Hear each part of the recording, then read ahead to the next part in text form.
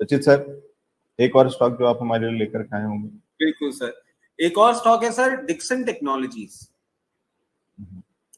अब sir Dixon technologies का जब आप चार्ट देखेंगे तो आप ये चीज जरूर देखेंगे कि ये अभी कुछ टाइम पहले ही बहुत नीचे के लेवल से रैली करता हुआ ऊपर आया है, और जो लोग भी उस पर्टिकुलर बात पे थोड़ा सा अनकंफर्टेबल हो रहे हो उनको सर मैं एक चीज याद दिलाना चाहूंगा कि जब टाटा एलेक्सी रिकमेंड किया गया था तो सर वो ब्रेकआउट वाले दिन ही रिकमेंड किया गया था, और वहां से आप देखिए कहां तक टाटा एलेक्सी ने बहुत शॉर्ट ड्यूरेशन में हम लोगों ने 8400 लेवल्स पे उसको स्पॉट किया था, और 10,700 की रैली उसको करने में टाइम नहीं लगी थी। तो सर मैं ये नहीं बोलूंगा कि उस तरीके से भाग जाएगा, कल को नहीं भागे तो मेरे सवालिया निशान उठ जाए, मगर हाँ सर मैं एक एग्जाम्पल दे रहा हूँ कि वो कंपनी भी ऐसी थी, और सर ये भी मोटा मोटी उसी तरीके से एक रिलेशन रखने वाली कंपनी है सर।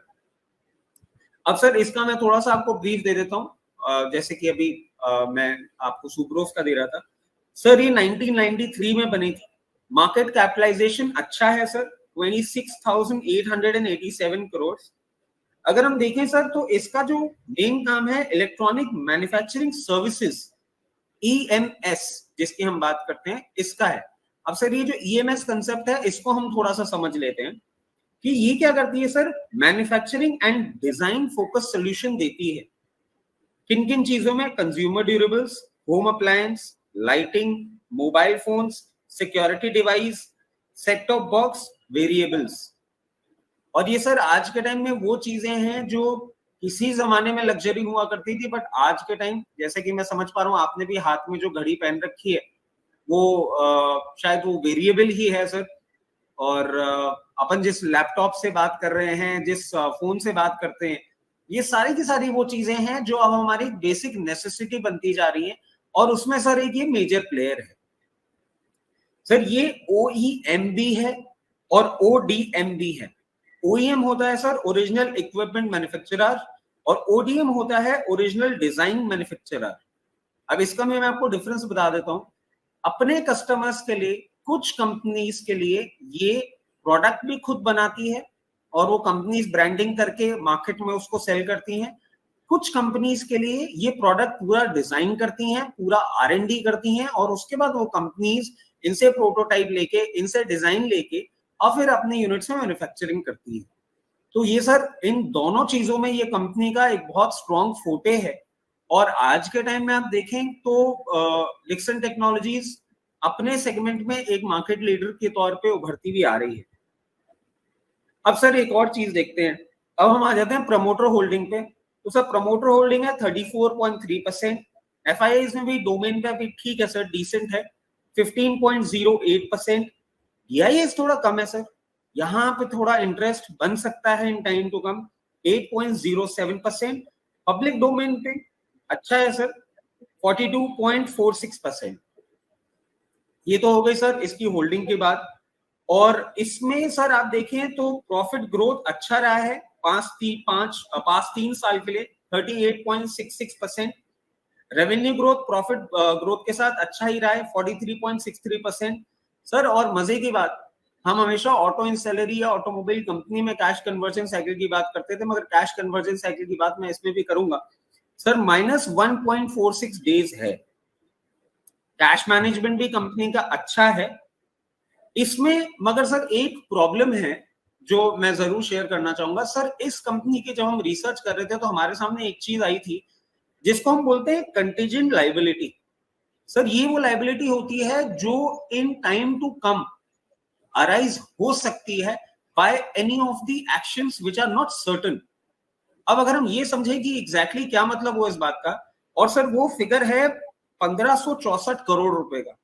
सर ये वो फिगर है जो इसलिए है इसके ऊपर, जितना हम समझ पाए हैं कि ये जब अपना प्रोडक्ट मार्केट में लेकर आती हैं जो इन्होंने मैन्युफैक्चर किया है कंपनीज के लिए, तो सर उसके वारंटी जब ये देते हैं, उस वारंटी का कोई भी रिपेयर, कोई भी उस पर्टिकुलर रिप्लेसमेंट का जो कॉस्ट है वो सर इस कंपनी के ऊपर आ सकता है। तो ये एक छोटा सा नेगेटिव मुझे दिखा, मगर सर मैं समझता हूं कि ये कहीं ना कहीं कंपनी अपने प्रॉफिट मार्जिन में ऑलरेडी फैक्टर इन करके ही अपने मार्जिन को कर रही है। बट सर एक चीज नेगेटिव थी जो मेरे को लगा कि दर्शकों के और आपके समक्ष हम जरूर लेकर आए कि ये एक लायबिलिटी है जो कंपनी की भी मेंटेन हो रही है। एंड सर अगर हम इसको ऐसे भी समझें, इन टाइम टू कम जब इस कंपनी के प्रोडक्ट्स और बिकने लग जाएंगे, there is a possibility, I am not sure कोई और तरीका अगर कोई मैकेनिज्म निकाल ले उस चीज को प्रोटेक्ट करने के लिए, बट सर हो सकता है इसकी कंटीजेंट लायबिलिटी और थोड़ी सी बढ़े।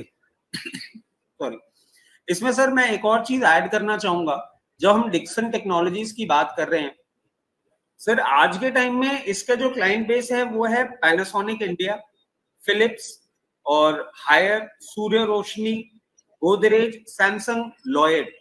और सर एक और चीज इसमें आती है कि अब जैसा कि आपने सुना होगा आईफोन भी जो है वो अपना मैन्युफैक्चरिंग इंडिया में ही स्टैब्लिश करने में और मेक इन इंडिया के तहत ही अपनी चीज चलाने में इंटरेस्टेड हो रहे हैं।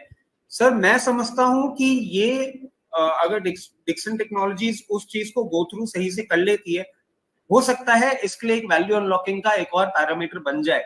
आईफोन अगर डिक्सन के पास आ जाता है मैन्युफैक्चरिंग या एप्पल के साथ कोई भी टाइप होता है, सर एक बहुत बड़ा मार्केट अनलॉकिंग होगा और सर वो इसको एक नए ट्रैजेक्टरी पे लेके जाने के लिए दमखम रखने वाली खबर बन जाएगी। बट अभी कोई क्लैरिटी नहीं है, बातें चल रही हैं, देयर इज अ पॉसिबिलिटी। तो उन सब चीजों को देखते हुए सर मुझे डिक्सन टेक्नोलॉजीज एक अच्छा बाइंग अपॉर्चुनिटी दिख रहा है यहाँ पे। और सर अब हम आ जाते हैं लेवल्स पे। तो अभी जो करंट लेवल्स चल रहे हैं करीबन 4530, अब 36 हो गया, 4530 4536 में हम यहाँ पे इसमें पोजीशन बना सकते हैं। बाय मोर का लेवल आता है सर 4160, थोड़ा दूर है मगर वो इसलिए रखा है सर क्योंकि आप देखें तो कुछ टाइम ड्यूरेशन में ही इसने चलना चालू किया है, तो थोड़ा दूर रखा है मैंने एक कंफर्ट, एक कुशनिंग के लिए। टारगेट्स की हम सर बात करें तो टारगेट्स आते हैं, पहला हमेशा कंजर्वेटिव 4860, दूसरा टारगेट आता है 5280 और तीसरा टारगेट आता है 5760। एक बार ये 5700 के लेवल्स के आसपास जाएगा तो जैसे सीडीएसएल के लिए हमने अपडेट आपको पहले ही कर दिया, डिक्सन टेक्नोलॉजीज के लिए भी हम फिर डिस्कस करेंगे और अपडेट करेंगे सर जी। ठीक और फंडामेंटल सर इन दोनों, इनफैक्ट इन तीनों काउंटर्स में मेरे और मेरे क्लाइंट्स की पोजीशन हो सकती है। ये डिस्क्लेमर और डिस्क्लोजर भी है। टेक्निकली देख रहे हैं डिक्सन सर, तो यहाँ पे भी एक कहीं ना कहीं ब्रेकआउट जैसा कुछ आता हुआ दिख रहा है। बिल्कुल सर, ठीक है, तो उसका भी एडवांटेज मिलेगा, उसके बाद एक अच्छा मोमेंटम मिलेगा। प्लस रचित सर अगर मैं सही हूं तो शायद अभी हाल ही में इनको एंड्रॉइड और गूगल से भी कुछ लाइसेंसेस मिले हैं, जिसके चलते अब ये वो टेलीविजन जो स्मार्ट टेलीविजन होते हैं ये खुद ही यहाँ पे एंड्रॉइड और गूगल टीवी जिसको कहते हैं अब स्मार्ट टीवी, वो उसको उस पर कुछ काफी कुछ काम कर सकते हैं। बिल्कुल बनाएंगे। ठीक है, तो चलिए वो एक बड़ा एक वो भी फैक्टर हो सकता है क्योंकि अब आजकल चलन है, जो क्रेज है वो सारा स्मार्ट टीवीज का है और उसके अंदर में काफी सारी चीजें जो इनके पास कुछ कुछ लाइसेंसेस हैं, तो अगर आप भी लॉन्च करना चाहते हैं अपना टीवी तो डिक्सन टेक्नोलॉजीज से बनवा सकते हैं। ठीक है, तो ये बढ़िया तेजी डिक्सन के अंदर में ऑलरेडी आ रही है, पिछले नीचे लेवल से काफी तेज भाग चुका है और लेकिन आगे अभी बड़ा स्कोप बाकी है क्योंकि अभी इसके हाईज भी वापस से रिकवर होने बाकी हैं जो पिछले हाईज थे, और उसके अलावा उसके आगे भी शायद चल सकता है क्योंकि फंडामेंटली बहुत सारी चीजें इसके फेवर में है, टेक्निकली भी चीजें अच्छी होती हुई दिख रही हैं।